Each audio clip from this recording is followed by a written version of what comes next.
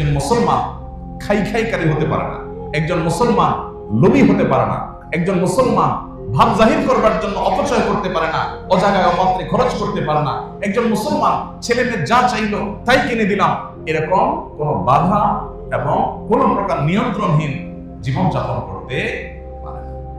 আমাদের ব্যক্তিগত জীবনে এই ব্যয়ের নীতিমালা মেনটেন করা খুব বেশি গুরুত্বপূর্ণ। আমি এর আগে আমার নিজের বিষয় বিভিন্ন সময় আপনাদের সাথে শেয়ার করেছি। যখন খুব অল্প উপার্জন ছিল, তখন ওই অল্প উপার্জনে আলহামদুলিল্লাহ চলেছে। আমার মনে হয় না আমার পরিবারের সদস্যরা, আমরা মাঝে মধ্যে এখনো আলোচনা করি যে এমন সময় ছিল যখন একটা ডিম আমরা 4 টুকরা করে খেতে হয়েছে, 2 বাচ্চা 2 টুকরা, আমরা স্বামী স্ত্রী 2 টুকরা।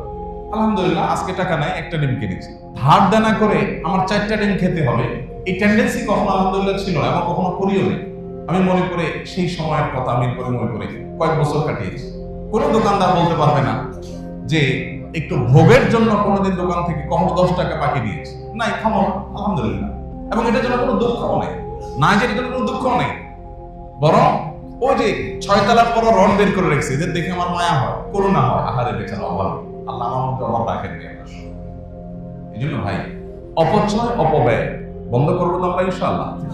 বিবাহ কেন্দ্রিক অপচয়, এটা তো ঘরে ঘরে জনে জনে, এটা না করলে তো কোনো ভাবসাবই থাকে না, এলাকার মান সম্মানই থাকে না।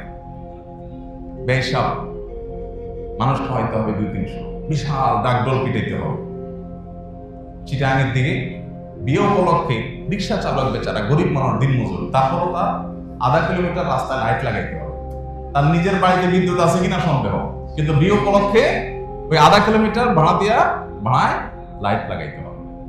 এগুলোর বিরুদ্ধে আমাদের একটা সামাজিক সচেতনতা এবং সামাজিক সংগ্রাম আমাদের মধ্যে গড়ে তুলতে হবে, তা না হলে আমরা কখনো প্রকৃত সুখের দিকে যেতে পারবো না। আমাদের রাষ্ট্রীয় পর্যায়ে যদি আপনি দেখেন, যেই পরিমাণ অপচয় হয়, যেই পরিমাণ অপব্যয় হয়, নেতা নেত্রীরা কোনো দিকে যাবেন, 10টা তরুণ হয়। এর আগে আমি বারবার এই কথা এখানে বলেছি, 10টা গেট হয়, 20টা গেট হয়, এক একটা গেট নির্মাণ করতে লাখ টাকা খরচ, আরো বেশিও হয়। এই গেটগুলো কি কোনো মিনিং রাখে না মিনিংলেস? কোনো মিনিং আছে? এই গেটগুলোতে দেশের চুল পরিমাণ কোনো কল্যাণ আছে? অকল্যাণ নিশ্চিত, কিন্তু কল্যাণ। আল্লাহ রাব্বুল আলামিন কিয়ামতের ময়দানে 4টি প্রশ্নের উত্তর দেওয়া ছাড়া, কোন কোন বর্ণনায় 5টি প্রশ্নের কথা বলা হয়েছে, এগুলোর উত্তর দেওয়া ছাড়া একজন মানুষকে পা নাড়াতে দিবেন না।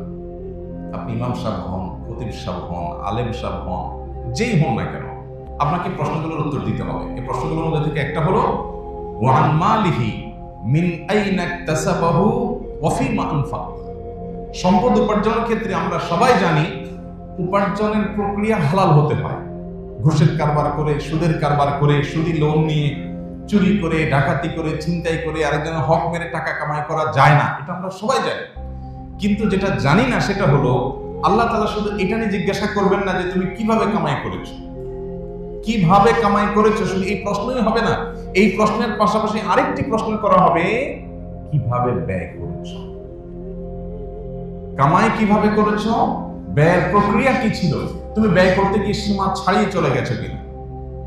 আমার একটা ছেলে, আমার ছেলে বলছে, ছেলে চাইছে কোনো দিকে, বাস আর কোনো কথা নেই, টাকা কত ডাজ নট ম্যাটার, বাসায় আরো 5টা আছে সেটা কোনো ব্যাপার না, ছেলে চাইছে, আমার একটা ছেলে। এগুলো অপচয়। আমি একটা কথা প্রায় বলার চেষ্টা করি, নিজের পরিবারের সদস্যদেরকে, ছেলে মেয়েদেরকে ভোগী বানাবেন না, ত্যাগী বানাবেন। ভোগ করার জন্য কোনো যোগ্যতার দরকার হয় না। গরিবের ছেলে, গ্রামের ছেলে, একেবারে অশিক্ষিত মানুষ ভোগ করতে দিলে দেখবেন সেও পারে। ভোগ করার জন্য কোনো যোগ্যতার দরকার হয় না। যোগ্যতা লাগে কিসের জন্য? ত্যাগের জন্য। সন্তানকে যদি যোগ্য বানাতে চান তাহলে তাকে ত্যাগ শিখান। তোমার একটা জিনিস মন চাইছে, বাবা আমার পকেটে টাকাও আছে, অভাব নাই আল্লাহর রহমতে, কিন্তু এটা যেহেতু তোমার খুব বেশি দরকার নাই, অতএব এটা আমরা নেব না। এই স্যাক্রিফাইস তোমাকে শিখতে হবে। এখন এই স্যাক্রিফাইস বাবা মারা শেখান না। বাবা মাদের এখন হাহুতাশ হলো, আমার ছেলেটার চাহিদা পূরণ করতে পারিনি, সবার ছেলের হাতে 1 হাত লম্বা মোবাইল, আমার ছেলেকে একটা মোবাইল কিনে দিতে পারলাম না। এই আফসোস বাবা মার মধ্যে। বাবা মার মধ্যে এই চেতনা নেই যে আমার সন্তানকে নিয়ে বসে চিন্তা করবো, আলাপ করবো, বাবা এই মোবাইলটা কি খুব বেশি ইম্পর্টেন্ট? এই মোবাইল ছাড়া কি চলা যায় না? এই মোবাইল ছাড়া কি তুমি তোমার জায়গায় পৌঁছতে পারবা না? তুমি যেই টাকাটা তোমার কোন একটা ডিমান্ড পূরণ করতে গিয়ে খরচ করবা, এই টাকাটা খরচটা কমায়া তুমি একটা গরিবকে দান করতে পারো।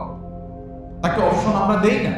আমরা চিন্তা করি আমার ছেলে চাইছে, একটা ছেলে একটা মেয়ে, কারণ একটা বেশিতে এখন আর নাই, বেশিরভাগই একটার মধ্যে সীমাবদ্ধ। কারণ আমরা অনেক স্মার্ট। তো ছেলে মেয়েদের চাহিদা পূরণ করতে গিয়ে, পরিবারের সদস্যদের চাহিদা পূরণ করতে গিয়ে, নিজেদের যে দুনিয়াবি ডিমান্ড আছে এটাকে পূরণ করতে গিয়ে আমরা পাগল করা হয়ে যাই। আমাদের কোনো হুঁশ থাকে না, কত খরচ করছে, কত ব্যয় হচ্ছে, আমাদের কাছে কোনো গুরুত্বপূর্ণ বিষয় হয় না। আল্লাহ তাআলা আমাদেরকে হেদায়েত দান করুন। সম্পদ হলেই ভোগ করতে হবে, ভোগবাদী হইতে হবে, অপচয়কারী হইতে হবে, টাকা পয়সা উড়াইতে হবে, এটা ছোট লোকের চিন্তা, এটা কখনো বড় লোকের চিন্তা না। তাহলে বড় লোকের চিন্তা কি? বড় লোকের চিন্তা হলো আল্লাহ আমাকে অর্ডার দিয়েছে, তারপর আমি সাদা মাথা চললাম, আমার অর্ডার দিয়ে মানুষের উপকার করলাম, মানুষের সেবা করলাম। অনেকে আছে সামান্য একটু শখ পূরণ করতে গিয়ে লাখ টাকা উড়িয়ে দিচ্ছে, সামান্য শখ, যে শখটা আসলে খুব বেশি গুরুত্বপূর্ণ কিছু না, সেটার জন্য তিনি লাখ টাকা উড়িয়ে দিচ্ছেন। অথচ এই লক্ষ টাকা অনেক অসহায় পরিবার যারা বৃষ্টিতে তাদের ঘরে, কুড়ের ঘরে পানি পড়ে জবজব করে, শীত নিবারণ করতে পারে না, 1 লক্ষ টাকা দিলে তারা মাথা গোজাবার জন্য একটা ছোট টিনের ঘর করতে পারে। একটা পরিবার একটা স্থায়ী সমাধান হতে পারে, বছরকে বছর সেখানে বসবাস করতে পারে পরিবার নিয়ে, বাচ্চাদেরকে নিয়ে। আমি সেটা মাত্র আমার সামান্য একটু শখ পূরণ করার জন্য খরচ করছি। এক বিন্দু পরিমাণ বুকের মধ্যে আমার অপরাধ বোধ আমার মধ্যে জাগ্রত হচ্ছে না, আমার মধ্যে একটু বাধা আসছে না, একটু আমার সেন্স কাজ করছে না। এটা ইন্ডিকেটর। কিসের ইন্ডিকেটর? যে আমি আসলে ফাসিক আছি, আমি আখিরাতমুখী না, আমি আল্লাহমুখী না। গোটা পৃথিবীতে ভোগবাদের জয় জয়কার। ভোগবাদকে এমন ভাবে প্রতিষ্ঠা করা হয়েছে যে লাইফ যত এক্সপেন্সিভ হবে তত উন্নত দেশ। গোটা পৃথিবীতে তাকান, যে দিকে তাকাবেন, যেই দেশে যাবেন, যেই দেশে লাইফ যত বেশি এক্সপেন্সিভ, যেখানে জীবন ধারণ করতে 1 গাদা টাকা লাগে, সে দেশ তত উন্নত। এটা হলো আমাদের কাছে উন্নত হওয়ার ডেফিনিশন। স্বামীর একার উপার্জনে চলতে পারে না, স্ত্রীকেও কামাই করতে হয়, সেটা উন্নত। এই যে উন্নতির যে ডেফিনেশনটা আমাদের ব্রেইনে সেটেল হয়ে আছে, এস্টাবলিশড হয়ে আছে, আমাদের সমাজে প্রতিষ্ঠিত হয়ে আছে, এই জায়গাটাকে আমাদের একটু ভাবতে হবে, আসলে কি এটা উন্নতি? স্বামী স্ত্রী দুজন মিলে পাবে যাচ্ছেন, দিনভর ছুটাছুটি করছেন, দুজনেই 8 ঘন্টা ডিউটি করে আসছেন, করে 1 গাদা টাকা কামাই করছেন। আর স্বামী বাহিরে উপার্জন করেছেন, স্ত্রী বেস্তরের সাইডটা খুব ভালো করে দেখভাল করেছেন, স্বামীর জন্য যে প্রস্তুত থেকেছেন, বাসাকে প্রস্তুত করে রেখেছেন, ইন্টারনাল ইস্যুগুলো ডিল করেছেন, ছেলে মেয়েদের বিষয়গুলো খুব ভালো করে দেখাশোনা করেছেন। কিন্তু উপার্জন খুব বেশি করতে পারেন নাই, যেহেতু দুজন উপার্জন করছেন না। সুখ কি প্রথম অপশনে বেশি হবে না দ্বিতীয় অপশনে বেশি হবে? কোনো সন্দেহ আছে?